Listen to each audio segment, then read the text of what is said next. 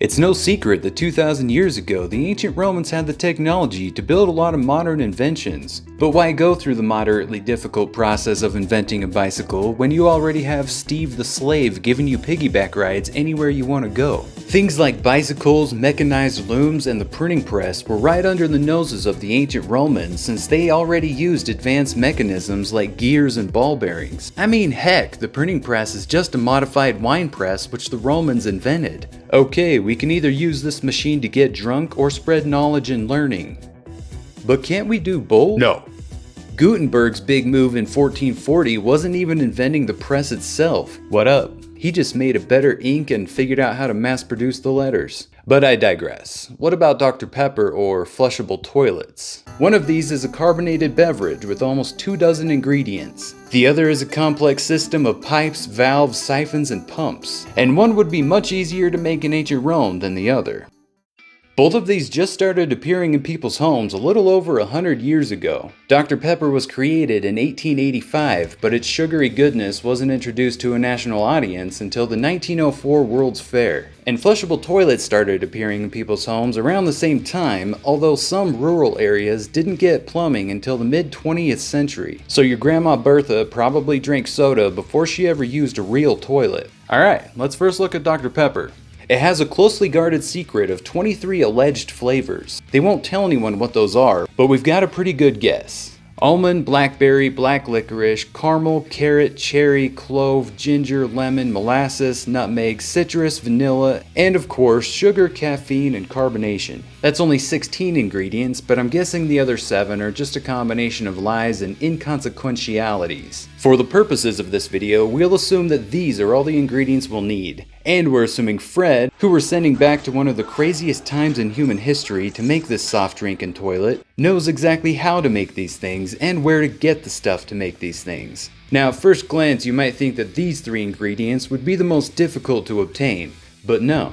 Here's the list of ingredients ordered from easiest to most difficult. Let's quickly go through these, starting with the easiest. Licorice and blackberries are native to southern Europe, so obtaining these flavors is just a literal walk in the park. Clove originated way over in Indonesia, but was part of the Roman spice trade. Easy peasy. Ginger comes from China, but was also part of the spice trade. Just don't ask how fresh it is. Cherries naturally grow around the Black and Caspian Seas, and the Romans were already cultivating them in Europe at this time. Is Dr. Pepper really going to be this easy? Orange carrots were man-made in the 1500s, so these are out. But wild purple and yellow carrots are native to Europe, and Fred deems these adequate. Creating artificially carbonated beverages back then would be very difficult. This process wasn't invented until about 300 years after the Roman Empire collapsed for good. But lo, naturally carbonated water springs do exist, which is where we get sparkling water today. Fred can grab a bottle of that after the bathers get out of the springs. Almonds grow naturally in the Middle East, just a hop, skip, and a jump away. Lemons for the citrus grow naturally in northern India, but Europeans had yet to encounter their soury zest, so this ingredient will require a quest. Refined sugar to make caramel wasn't introduced to Europe until the 13th century, but did exist in India at this time, so we'll pick some of that up while we're getting lemons. And molasses is a byproduct of sugar refinement, so if we have sugar, we have molasses. Boom, 3 birds with 1 stone. Arabica coffee plant naturally grows in Ethiopia, so a little south of the empire but doable.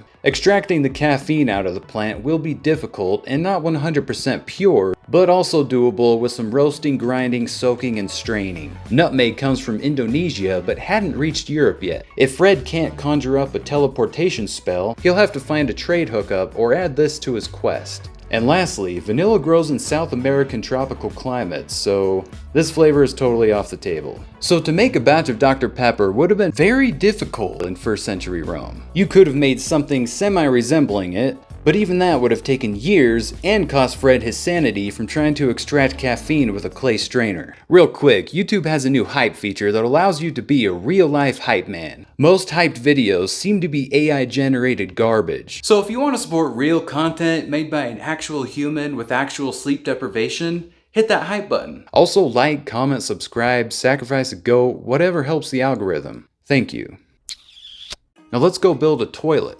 And I'm not talking about the gross public kind Romans already had. I'm talking about a real life, actual, majestic, flushing throne that will take your crap away with the mere push of a handle. This complex looking part of a toilet is all mechanical, using nothing but floaties and gravity. Simply turning a valve allows water to rush from the tank to the bowl. The force of the water entering the bowl creates a siphon, drawing the waste down the drain pipe. As the water empties from the tank, the float drops, opening the fill valve, allowing water to flow back into the tank. That's all mechanical stuff the Romans were already using all over the empire. They used siphons to move water uphill for irrigation, floaty thingies had been around since Stone Age times, and they even used gravity all the time. Come on, Thespasian, we got all this gravity, we might as well use it.